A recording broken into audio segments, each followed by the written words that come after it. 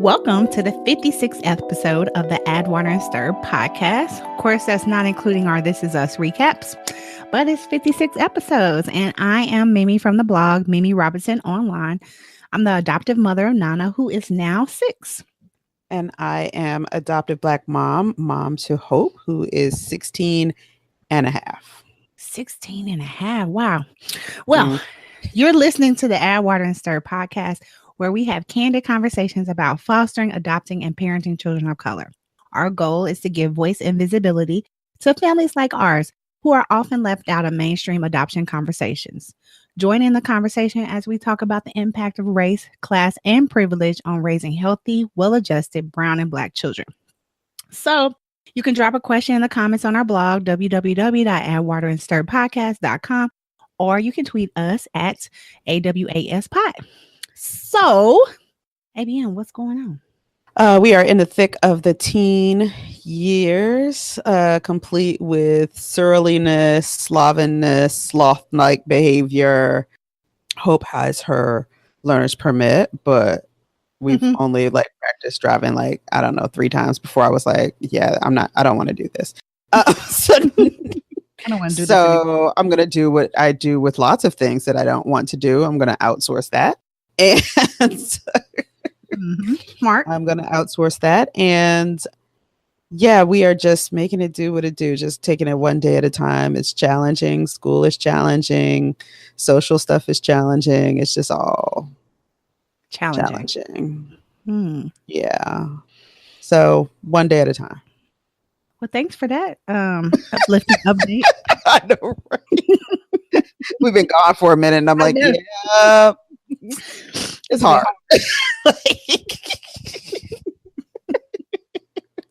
Okay, well, if you want some good news, so yes, week I do.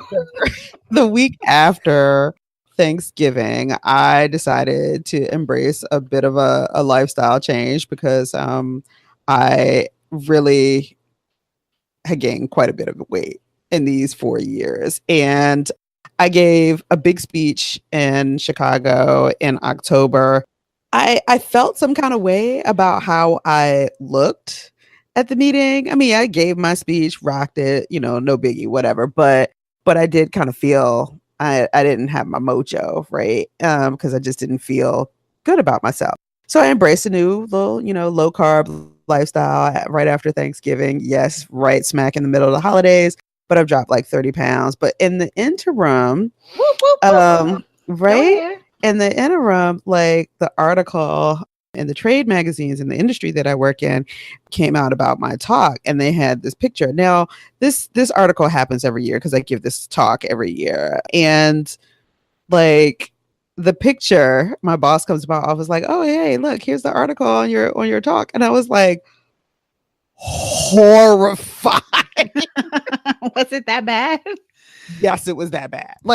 It was so bad that I came home, showed Hope, and was like, why didn't you tell me I had gotten fat? I don't understand.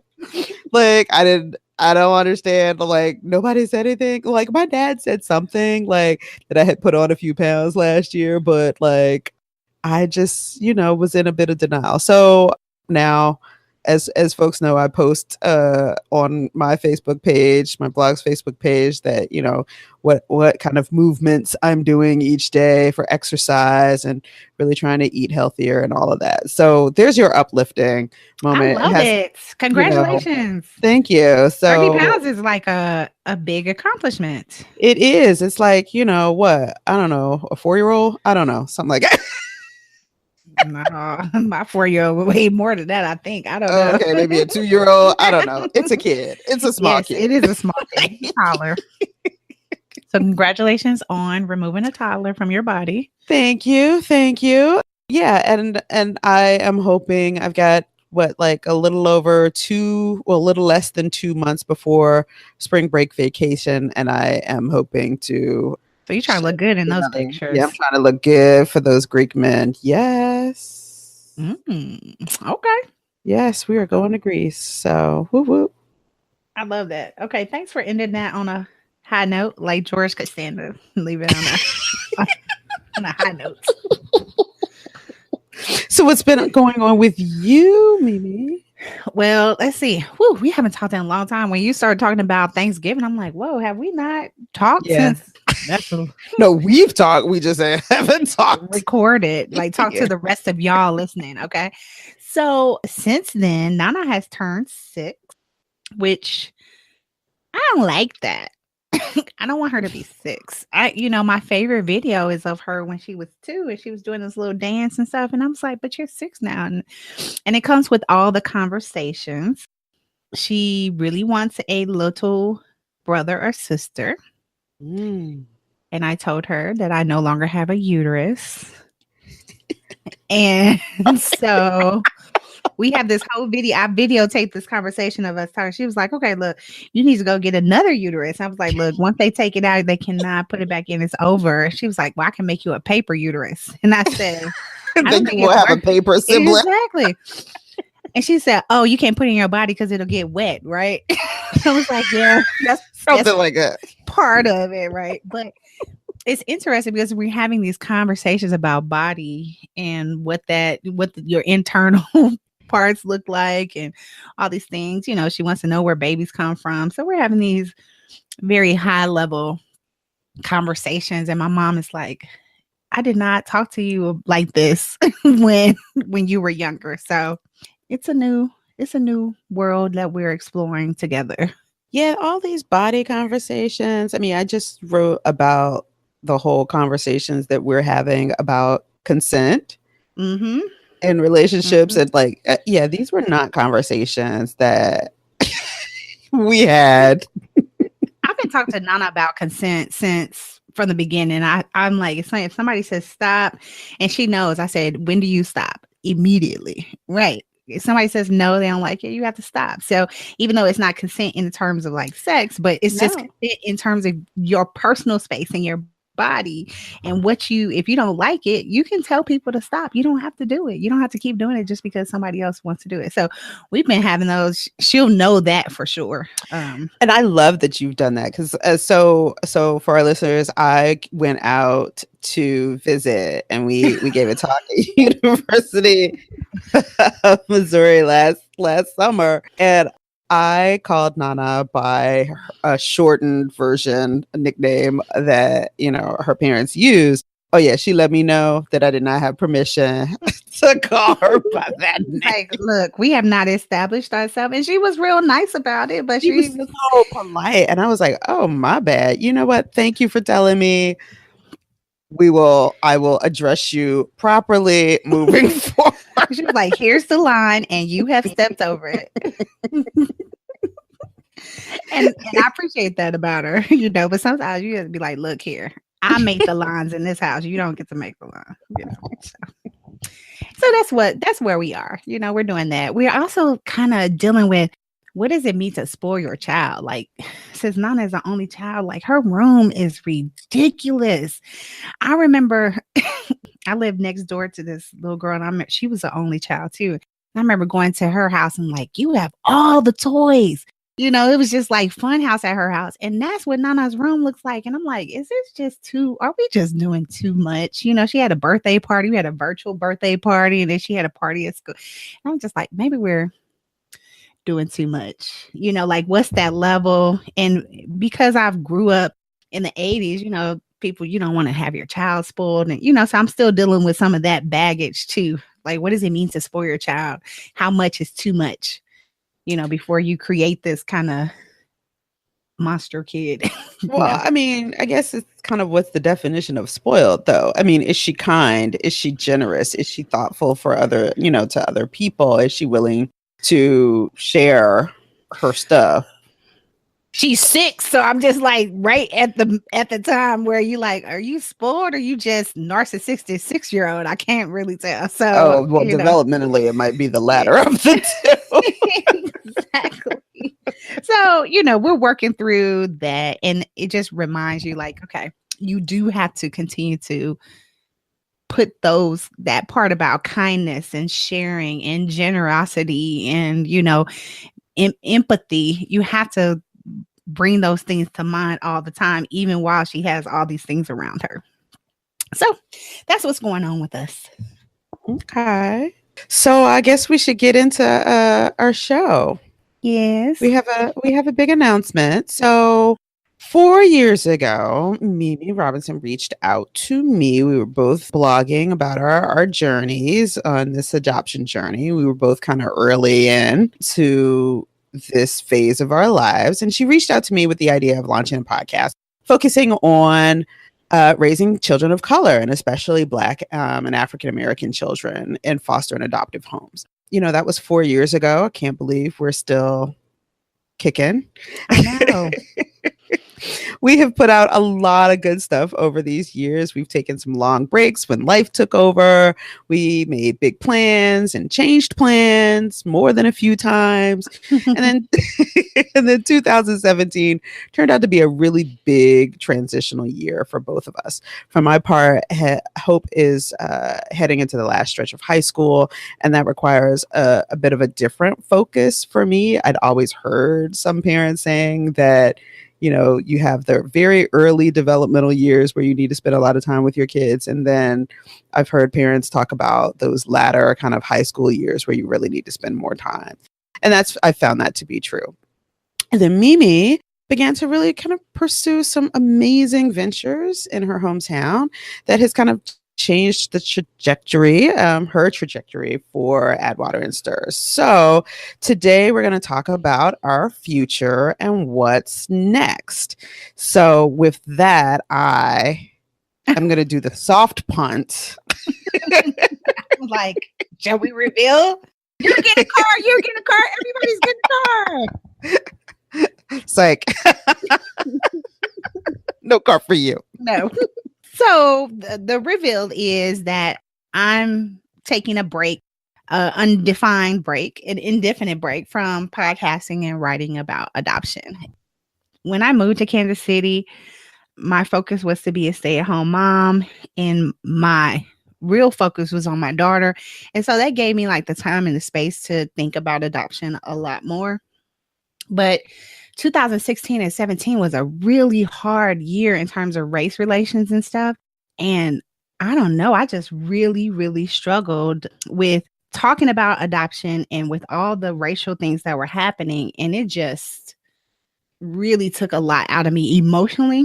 And I just didn't feel like I was in the same space anymore. And so I took, we definitely have had long breaks over that time. But now I think I just realized that I'm probably ready to put this to the side for a little bit and focus on some other things. And so since Nana has gone back to school, that's opened up some time for me to do some entrepreneurial things here in Kansas City. I just founded a co-working space called Eastside Collaborative, and it's focused on the success of Black entrepreneurs and professionals. I'm really excited about what's in store for that, fulfilling a need here in Kansas City, meeting all types of new and cool people. But I think it's cool that I have this experience with podcasting and creating this show with Adopted Black Mom, because I can share that experience with other people. So that's what's going on with me.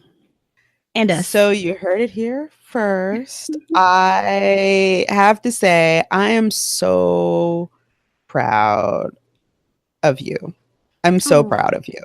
Because I mean, entrepreneurship is just it's an amazing thing, and I've watched you work over the last year, watching your vision crystallize. Because for folks that don't know Mimi, Mimi has lots of visions. That is true.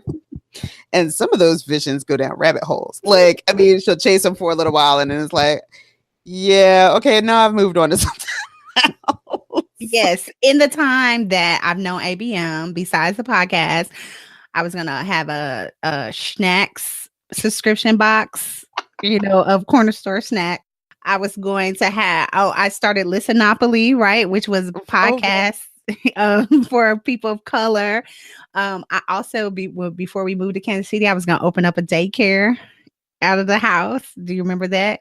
I did web design. When I moved here, I did web design and graphic design. And yes, I she's dabbled. Mm-hmm. Tried to kind of find her way. And so she recently launched Eastside Collaborative, and it's just been amazing. It's just been amazing to watch your journey. So I am so proud of you, and I'm so happy for you. And now I can admit that I am devastated. Mm. I was like, okay, look, I'm not going to be emotional today. I'm really driving hard. That's why I have these chocolates right here. Okay. It's not fair because I'm low carbon and I can't have any chocolate. This isn't, I mean, I know that this is not something that, it's not been an easy thing. This is something we've talked a lot about over the last year and kind of what the future was.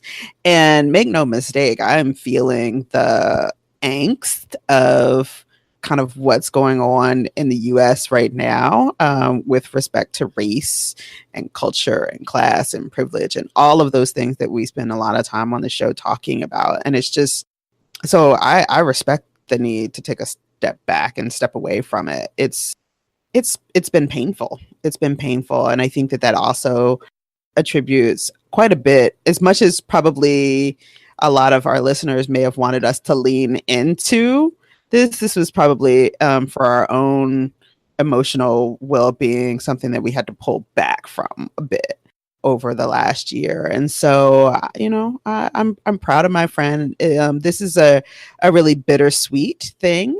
I really, like I said, we had a lot of conversations about it. I resisted the persistent urgings of her to continue Add Water and Stir, which is again why some of our hiatuses have been so long. But it's hard when your creative partner decides that it's time to take a step back and pursue some other things. With that said, I'm very excited though, because Add Water and Stir is not done. I am planning to stick around and try to continue the show for at least the next 6 months to maybe more indefinite. Hopefully I will find a new podcast partner to fill Mimi's very, very big shoes and to help me continue the vision that she originally laid out. I think that the work that we've done is something that I know I'm really proud of. So the show will probably change a bit. Mission will remain the same, and but there'll probably be a few changes. So with that, if you are interested in possibly auditioning to be a guest host, just know the bar is really, really high. You know what? I'm so glad that you're still going to continue to do this. And we have talked about this for a while. I'm like, you can continue it. I have been amazed to watch you find your voice over these years in terms of writing about adoption and your feelings about it and being vulnerable in that place to the world. And I'm so glad that that is going to continue, because as we start to meet more Black people who have adopted, there's still a need there for that voice in that community out there. So I'm so glad you're still going to do it. And I will be listening. So whoever the new host is, I encourage you. I just want to support you and lift you up. And I will be side-eyeing you if you're not doing it. Oh my God. Pressure. But yeah, I do have a couple of guest hosts who plan on helping me out over the next few months. But if you are interested in possibly joining me, drop me a line at adoptiveblackmom.com or slide into my DMs on the Twitters and Facebook at Adoptive Black Mom. We're gonna Irish wake this moment. What are some of your favorite podcast moments? I'm gonna tell you that I'm gonna tell you one of my favorite podcast moments is this whole thing about Don Cheadle. This situation we had the conversation about Don Cheadle, and now we were talking about who was our hall pass, and then when I said Don Cheadle, you were like, what? Really? I mean, the whole hall pass. I'm still, but do you? He's still on the list, I mean, it's been some years. I mean, it's been 4 years. So 4 years have passed. I feel like I should be able to switch it up. But that has been one of our funniest things. The other one was when I said I was gonna Netflix and chill. She didn't know that Netflix and chilling was a thing. Yes. That was more than she thought it meant. There have been so many times that ABM and I have been on this podcast just cracking up, so much so that my mother told us that we were laughing too much and we weren't providing the level of content that she expected. And the beautiful thing about it is that over time, we started off pretty much as strangers. We didn't really know each other. Right. And if you go back and listen to the first podcast, you can kind of see over time, we actually became friends and support for each other. And you can hear that in our conversations that it's two girlfriends talking to each other, not two podcast hosts, just trying to convey information. And we hope, that we've gotten that to you. We also hope that we've conveyed that you can find support in the most unlikely of places. And I am so glad you're my friend. I'm so okay. I'm not going to be okay. So, I mean, how can we not talk about your snack situation though? Like, so let me tell you something. Things that I've learned in the last 4 years, like I didn't know, these are things that Mimi has taught me. I didn't know that flavored sunflower seeds were a thing. I had no earthly idea about like the proliferation of flaming red hot snacks. Like, once I started seeing them, then I started randomly taking pictures and texting them to her like, oh my God, like, how is this a thing? Like, I was in an accident last summer. Straight up deliciousness. Right. I was in an accident last summer and I had to go get my car. My car had to be towed. And like, I am at this junkyard like place that is just, it was kind of scandalous. Anyway, so I'm there. I'm trying to get my car at a hock. And like, lo and behold, there is a whole wall of flaming red hot snacks.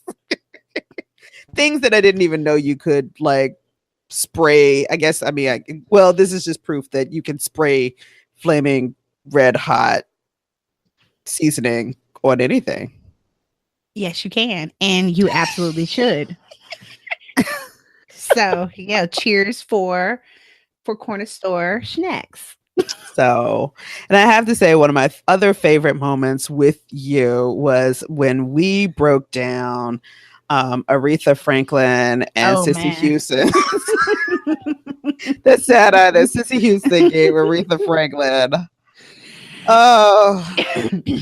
I mean, that's one of those times where I had to. So I do a lot of the editing for the podcast. That's where you have to cut out a lot of the additional laughter and giggling because y'all just would not want to listen to us just laughing for 5 minutes straight. So, well, it didn't help that was when the wind down really was seriously wind down day. Wind down.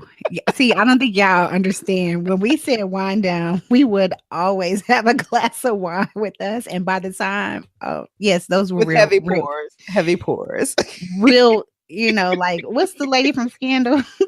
Olivia wine glass. But it would be half full because it's got to last the hour. So yeah. Good times. You notice how we didn't talk about any of the adoption foster care stuff. It's only well, okay.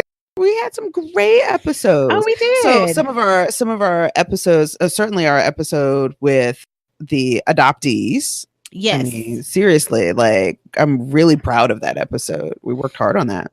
Yes, and we were so grateful to the gracious folks that allowed us to interview them and record them and share their voices with you. When Hope did her interview, which was to me really eye-opening. So that was great. And we did a series on education. I don't know if you guys ever listened to the This Is Us recaps, but those were everything. Right? Yes. To me, those were everything. Right now, okay. Like I can't even believe that we haven't gotten through this. It's like it's so hard to say goodbye episode, and I'm already like, you do realize the Super Bowl is coming, and we do need to recap that. Like the rest of the This Is Us. Okay. Just like, well, they're supposed to answer all of the Jack questions. Okay. next week. All right. So Okay, we're gonna do. maybe we can Do you see how this works? This is exactly. This fucking is exactly. Yes. This is every time I'm almost out, somebody pulls me back in. just that That's one, what's happening. just that one. But yeah, we did the education series. We talked to foster parents in New York. We have done some really cool stuff over these times. Hmm. We talked about how to get through holidays, Yeah, teaching we your kids talked Black about. history. We walked through our whole process. We talked about attachment. I mean, honestly, we've covered the gamut. So there's plenty for you to listen to as ABM, works to kind of get back into the groove of things with her, temporary podcast hosts, and as she interviews for her. I'm feeling some kind of way about it. I'm trying not to, but I'm like, wait, what? I know I said it was okay, but I feel like a kid, whose mother makes them let somebody else play with their toy, and you like, I guess. Well, all I'm saying is, with your announcement, you left a door open, so you are always.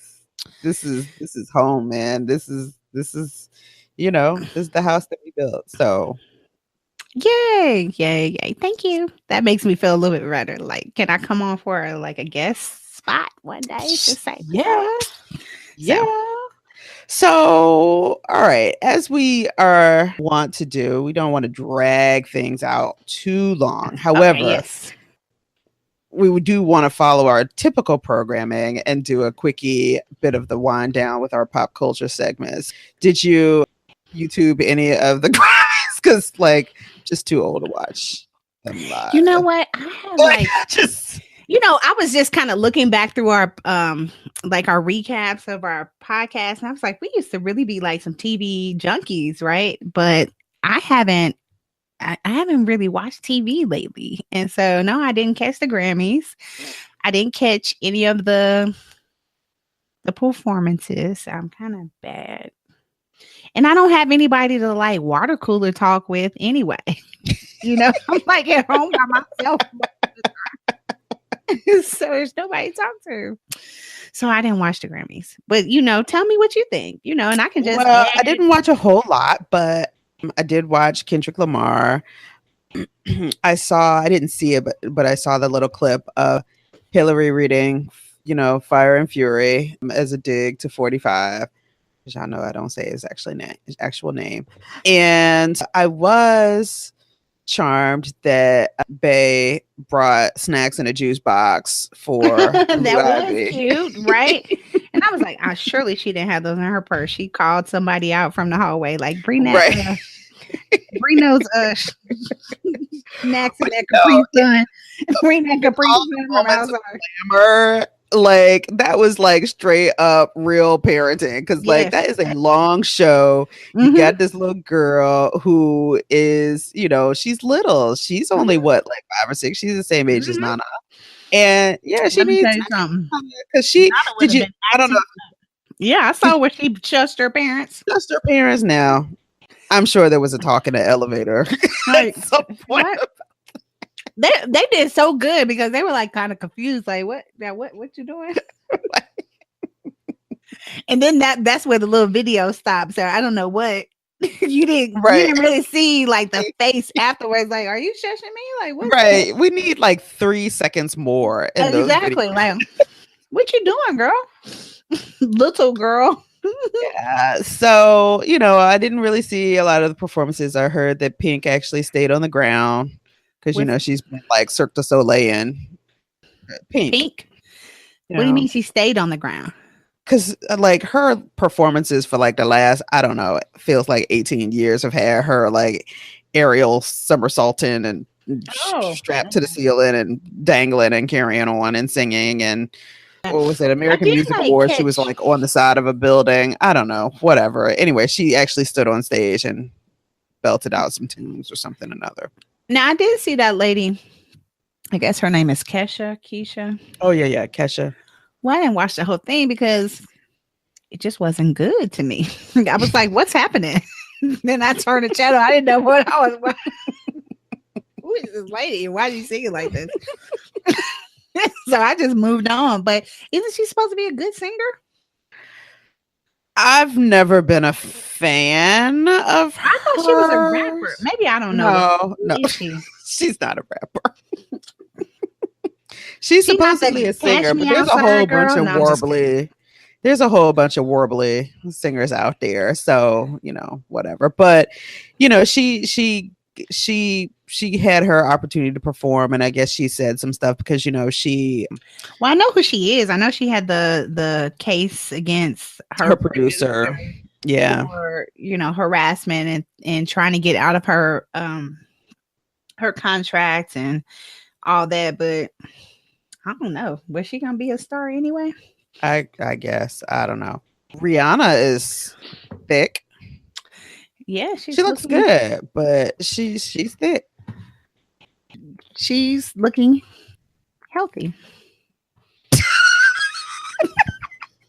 That sounded loaded. Just saying. Good is maybe not the term. I don't know. I don't know. She looks good. And she's a pretty girl. I think she warbles too, but people seem to think that she really can sing. I don't think people think she can girl. sing. I think people just think her music is cool. So she has that voice that works with the type of music that she does. Like they found a good. Yeah.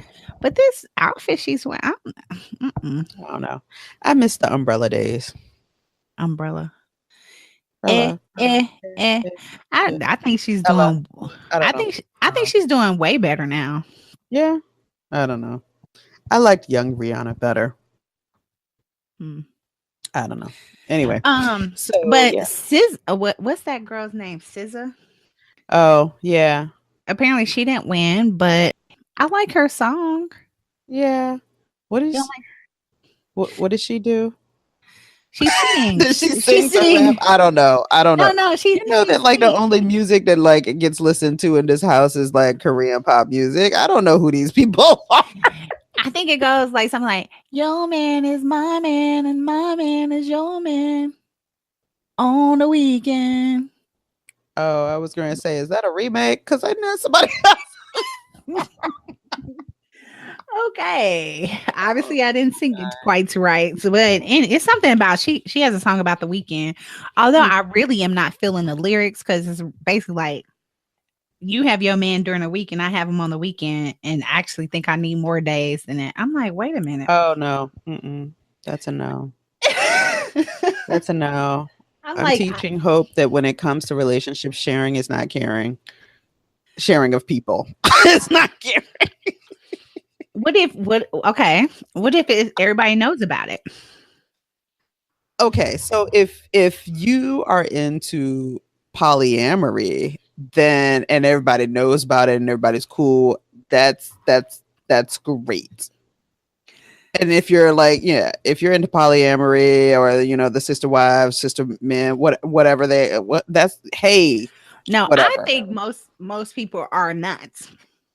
And just end up in situations where that's a good way of, where they settle, so they just label it. I mean, I do know a few. I know I know a few polyamorous people, and it works for them. It's not for me because I like going to bed at 9, and I don't see how adding more than one relationship would work. You mean what? It'd be too many different bedtimes, or what? Like I might actually have to stay up later. So accommodate. I don't understand. Like you know what? We don't even have to do this today. We definitely don't. Not on air. Okay. I feel like I need more details on why. I just feel like I would have. I just feel like waiting your turn or something. Like what's happening? Why do you need scheduling issues? I don't actually like to share a lot, and I don't like to share. There's scheduling issues, and then I would have to stay up later, and I don't want to.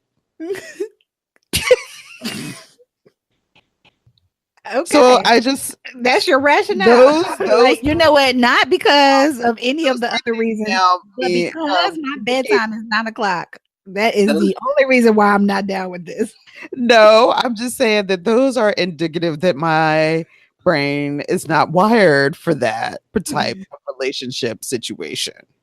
Ugh. But other people who go to bed at 9 might also still have a brain that is wired for that. That's what I And was good like. on them.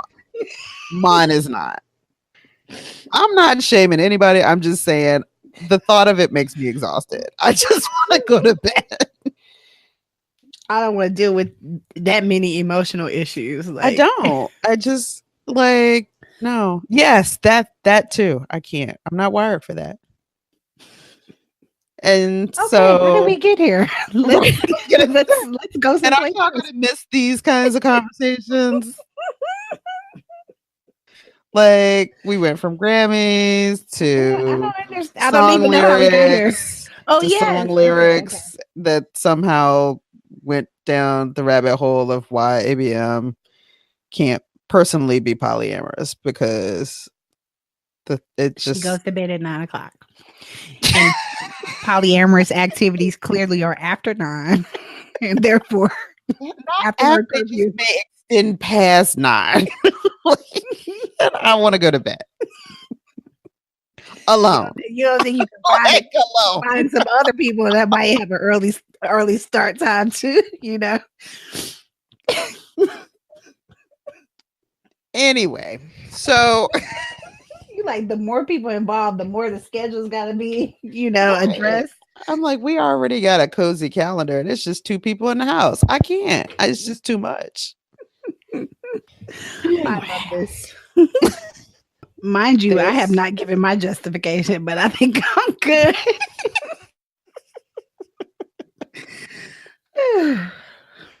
All right. all right. So And we're back. and we're back. So we're winding up the wind down. And with that, do you have any recommendations, parting recommendations as you began to ride off into the sunset?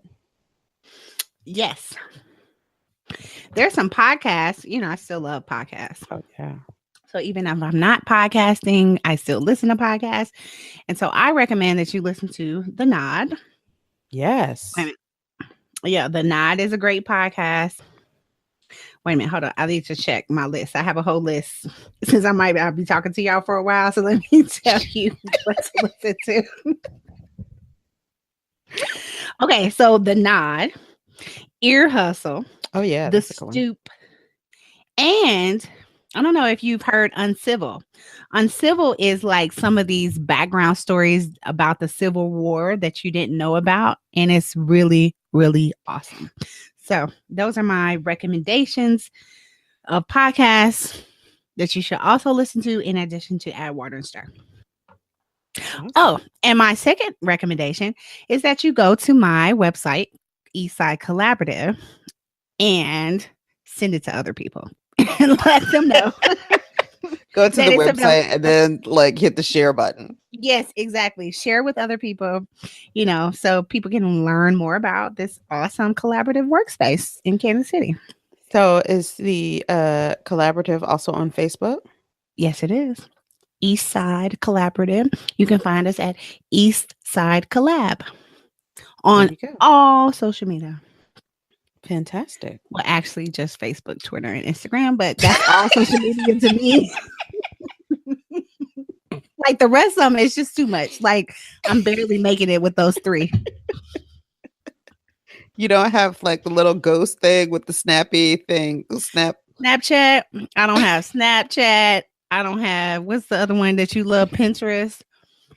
I'm on LinkedIn. Like, good Lord. Like, can we just get something that just combines all these things together? It's just too much. I'm like, this, you know what? I saw an article that came out that talked about Zennials. Did you see this article? No. So it's like people that are trapped between Generation X and millennials, which is me, right? Uh-huh. So they say my year is a Zennial. Yes, Okay. I'm a Zennial. And so I think I might I can see why. Like you embrace technology, but then it gets to be like, okay, it's too much. What's happening? Y'all Hmm, doing too much. hmm, So I'm a Zennial. hmm. Okay. Your Cool. recommendation. So, recommendation, I would say, I think that this is really important, whether you're an adoptive or foster family or not, but certainly knowing genealogy and history and all of that kind of stuff is it's just really cool. And so, my family has been engaged in genealogy searches for a number of years. All kinds of cool things have turned up, and for my mother's birthday in December, I got her hooked up with a genealogist who is helping her with a couple of projects. In the interim, I know that there's a lot of considerations around having DNA testing for and ancestry or genealogy DNA testing for foster and adoptive kids. And part of that is because now, apparently police can serve a warrant on those companies and get the DNA potentially for your kid. Yeah, What? drama. Anyway, so I bought Hope a test. We use Ancestry, and bought Hope a test maybe 2 years ago, and really held off on it. But there were definitely some questions. We do have a copy of her. Well, we have when by copy I mean like Xerox copy of her OBC, her original Okay. birth certificate. And, it included some information that made us go, "Hmm," with respect to nationality and genealogy and all kinds of stuff, Mhm. quizzical. So, anyway, we decided to do the test. At 16, I felt like she could, start making some of those decisions. So we did the test and got it back recently. Oh my gosh, it's just so cool to kind of have some new kinds of information about yourself and your life. And I think that she's probably still kind of processing some things. Mhm. I'll say that she is the Blackest American I have ever met. She black. She She is blackety black. yeah, because they do these things like percentages. It's like my percentages are like, oh, 30 some percent Nigerian, Congolese or whatever, and then it's like 30 some percent UK. For her, it's like 85% countries in Africa. I think that's awesome. It's so Actually. cool, right? And so, and I was like, wow, like I'm Jealous. kind of jealous. Like I'm feeling all kind of Black Panthery about that. Like, and so that's my other recommendation. If you don't have your ticket, get it, because I'm telling you, I am having physiological responses every time I see a trailer for Black Panther, every time I see pictures. They had their like premiere this week. Like, I am not a comic book kind of superhero like movie goer, but please know You going I to am that? what? Multiple times. Like I seriously get a contact high like every time I watch a trailer. Like it makes me so happy. So that's your recommendation too. That's my So recommendation. recommend get your ancestry information together and Well, and then consider all of the issues around DNA testing, and if you're comfortable, definitely move forward. And we certainly have also made some family connections for her. So I wouldn't say just run out and do it, because there are some considerations to it. But yeah, and then get your ticket to Black Panther. mhm. Wakanda. All right. Yes. So, woo woo. Well, thank you all for listening to another episode of the Add Water and Stir podcast. You can find all the show notes at addwaterandstirpodcast.com. Subscribe and leave us ratings on iTunes, Stitcher, or your favorite podcast app so that people can find us. We love engaging with our audience, and you can find us on Facebook. You can also email us at feedback@awaspod.com or tweet us at AWAS Pod. So, Mimi, Will they be able to still find you? Oh yeah, you can still. I'm still on Twitter. I mean, I still have a Twitter account. You can find me at Mimi Complex, or and you can say hi to me at Eastside Collab. And then I still have my website up, MimiRobinsonOnline.com. And where can they find you?